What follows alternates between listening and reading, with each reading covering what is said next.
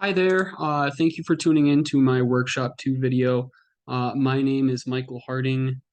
In this video, I'm going to show how this language here, x, such that x contains equal numbers of zeros, ones, and twos. I'm going to show this language is not context-free, and I'm going to do that using the pumping lemma for context-free languages. And then I'm also going to show how this particular language can be decided using a deterministic Turing machine. Uh, so obviously some house cleaning here. We have our alphabet, which is going to be 3 elements long. We've got 0, 1, and 2. And we have to have equal number of them for our particular machine to work. We have to be able to count all 3 of these. So some strings that work and don't work, I thought it was important to go over this before we dove into the proof. I found that this was good to have in the back of my mind. Some strings that work include plain and simple, where we're in order and we have even amounts. So this 0, 0, 1, 1, 2, 2 works, as well as 4 zeros, 4 ones, 4 twos. And one iteration here works, obviously, as well as the blank string. And I'll definitely review that one again when we get to the Turing machine, as I find it's a lot easier to see there. Some strings that don't work are ones where, for example, we have one too many zeros, we have way too many twos, or we have something that's out of order, that our push down automata wouldn't be able to keep track of or count correctly. This would send us into a fail state. Or simply where we're missing certain characters for it to be entirely even. This would also send us to a fail state. Now, I just want to remind that we are proving that this language is not context free, which means that we are trying to show that in order for this to be decided, we need to use something more powerful than a push down automata. Okay. So I want to just review real quick the formal definition of a pumping lemma. I won't go too far into it because I know you're all already exposed to this. It just helps keep me straight. Because as you can see, as I did the proof, I laid it out exactly the same way.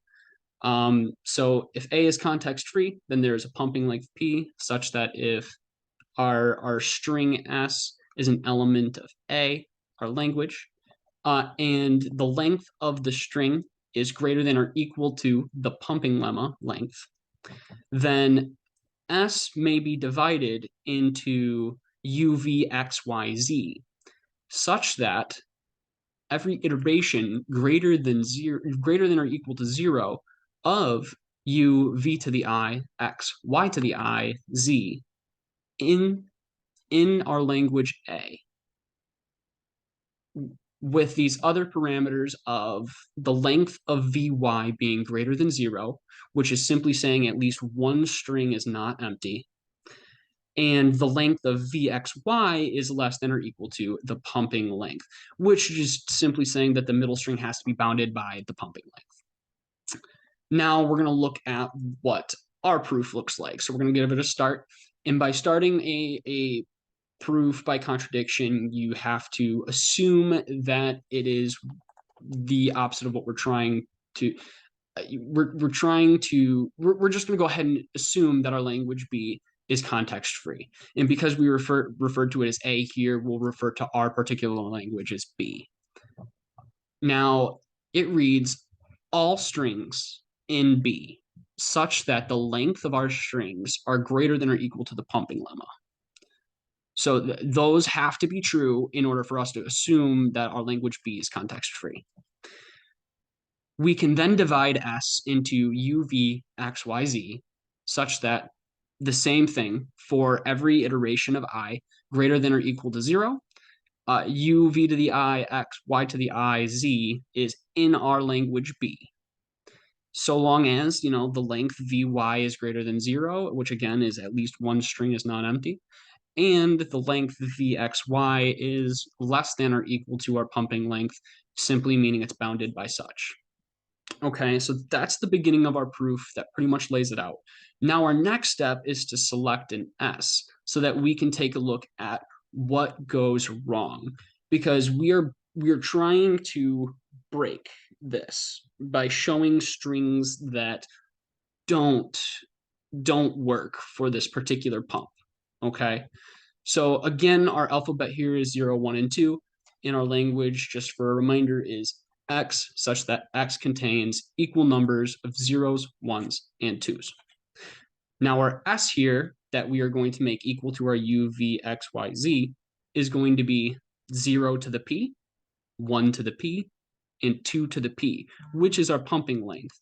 As you're aware, they all have to be equal numbers of zeros, ones, and twos. So now we take a look at, like I said, what doesn't work. We have two case groups in this scenario. One of them being here as shown, which is we are missing or not accounting for one or more of our elements here that we have to pump evenly. So if we have V all zeros and Y all zeros, then we have a situation where ones and twos are non-existent, and this sends us to a fail state. Again, all zeros, all ones, but we're missing twos. Zeros and twos, we're missing ones. These all send us to a fail state. And there are more examples, but clearly we can see from here that this is the case group one as we're grouping up what doesn't work. Okay.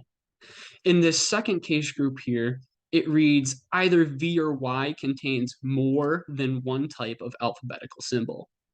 Because this will fail when we have symbols that are out of order. For example, our pushdown automata wouldn't be able to read an input, like I said previously, of that 010122. Okay, because if we had it where 0 and 1 were both in V and we were trying to pump up V, okay, it would read 0101, and we only have one stack. So when trying to move back to count over them, we would run into a fail state situation because we wouldn't be able to keep track of all of our components evenly. So because these are mutually exclusive, that covers all of our situations that we need. And we can go ahead and determine that this language is not context-free, which simply states we need to use a Turing machine to show how it can be decided. So now what I'll do is I will show you the Turing machine, and we'll walk through it, and we'll walk through it with this input here. Keep this input here in mind, this 001122, because it's going to show us every one of these transitions and loops at least one time. So we'll get a good idea of how this Turing machine works in its entirety. So here's our initial state. So we start here, and for our input, which again is 001122, we'll be able to see we will read the 0 and we'll replace it with an A with our header, and our header will move 1 to the right. Now it'll read another 0. As you can remember, our input is 001122.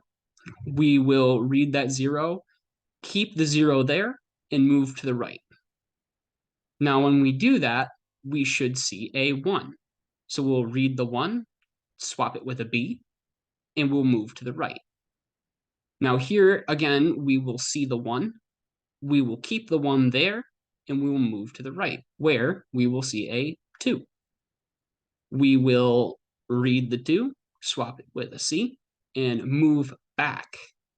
Okay, so we did 0. So right now, at this point in time, when we get here, what we have is we have A, 0, B, 1, and we have C, 2.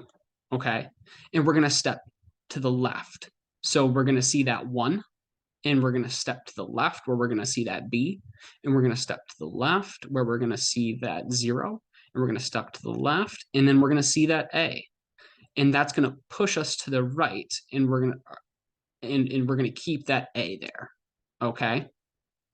So now we should be sitting at that 0, that second 0. So we should have A 0 and we should be sitting right there. Okay.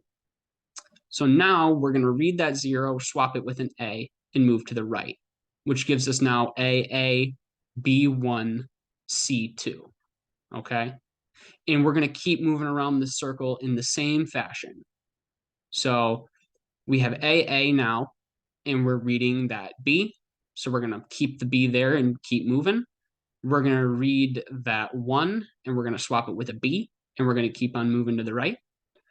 Where we are going to read a C, skip it, move to the right, and we're going to read that 2, and we're going to swap it with a C, and we're going to move back. Okay? Or I'm sorry, I may have skipped a 1 in there. We're gonna or skipped over a yeah, but you understand the point here. And then we will walk all the way back until we see that first A. Okay, so or that last A. So we have A, B, B, C, C. When we get to this, when we get through this one here, okay, or when we move this transition here, we should have A, B, B, C, C. Okay. So we'll walk all the way left until we see our first A moving from right to left. We'll see that first A.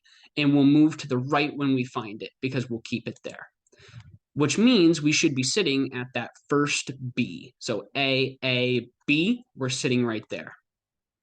So now from here on the left side, so now we have effectively shown that there is at least enough 1s and 2s for the number of A's there are. Okay, because if there weren't enough 1s and 2s, then we would have failed somewhere along the line trying to step over a misplaced alphabetical symbol, or having too few like B's and C's, or I'm sorry, 1s and 2s to read B's and C's. We would have too few, and it would send us to a fail state. Okay. So sitting here at this B, we are now going to try and prove that there are not too many 1s and 2s. Because if we had too many 1s and 2s, we would have A, B, B, 1, C, C, 2, 2 if we had too many of these, if that makes any sense. Okay. So we'll read that first B. We'll read the first B. We'll keep it B, and we'll move to the right. So we'll keep on going, and we'll iterate through our B's. And then when we hit our C's, we'll iterate through our C's. And what this does is if we hit a 1, fail. If we hit a 2, fail. Otherwise, we move through all of the rest of the input string until there's a blank space here. Okay? This proves that there are not too many 1s and 2s. Once we hit the end of our input string and we've got our blank spaces, that's a successful run. And it's going to give us our smiley face. Okay. Now, to go all the way back, as a reminder, I was going to cover this little blank space here. At the input string of an empty string, what we would do is we would read it as blank, we would keep it blank, and we'd move right here into this accept state. And we would get our smiley face. And that go ahead and proves that this is a determined, or this is how we can show that our Turing machine is decidable. So that's really all I have for you. Thank you so much for tuning in. I hope this was helpful and or an effective learning situation for you. Thank you again.